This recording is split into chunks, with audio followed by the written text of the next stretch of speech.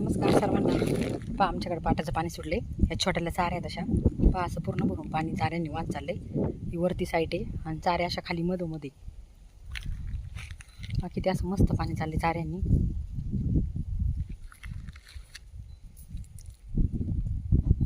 प्रत्येक गावात पाणी, इथं आसपासच्या गावामध्ये पाणी सोडलं जातं या चाऱ्यांनी. आणि वड्यांना पण असं भरपूर असं पाणी सोडले. तर मी चाटते शेळा, त्याच्यामुळं मला बी वासरं पाणी पाजायचे, पण वासरं त्याच्यामध्ये पाणी प्यायला गेले पाहिजे, तर घसरून पडायचे त्या पाण्यामध्ये. पहा असं मस्त असं पाणी चालू आहे. पहा किती भारी पाट आहे. असा बराच असा लांबूर आहे पाट. याला आम्ही चारी म्हणतो. आणि पाट असतो ते पाण्याचा भरपूर मोठा, तो मोठा पाट असतो. आणि छोट्याला चारे असतात गावोगावी पाणी पुरवण्यासाठी, अशा मधल्या गावांसाठी, छोट्या छोट्या गावांसाठी. आता भरपूर अशी मकाची पिकं पण आहेत छान. पण शेळांसाठी अजून काही खायला नाही. या चारीतलं पाणी कमी झालं का मग थोडं हिरवगार गवत पण होतं आणि झाडे पण हिरवे होतात. मी सोडलं शेळा चारण्यासाठी. आमचे करडे त्याच्यामध्ये नाही पडले, म्हणजे बरवायचं पाण्यात. पाणी प्यायला जर गेले तर वातीन, त्याच्यामुळे लक्ष देऊनच आहे. अशा कमरेत केल्या खोला आहेत साऱ्या, काही ठिकाणी फुटल्यात, त्याच्यामुळे बाहेर वावरांनी पण पाणी येतं, उपाळतात राहणं.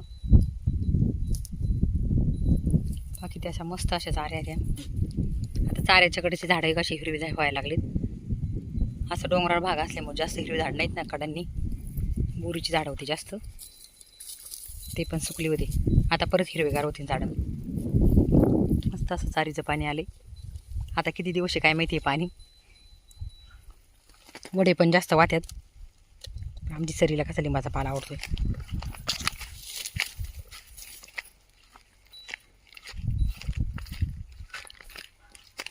काही शेळा इकडे चरतात.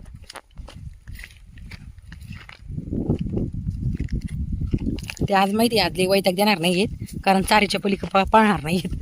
नाही ते काय करतात, चारीत पाणी नसलं का उड्या मारितात आणि पलीकडे जातात.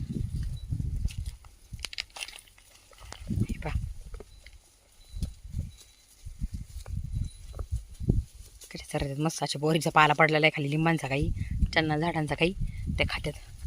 पहा असं मस्त असं पाणी आहे, कसं वाहत आहे पहा. कपडे धुवायला पण छान आहे. असं साईडने सिमेंटाचं पण आहे.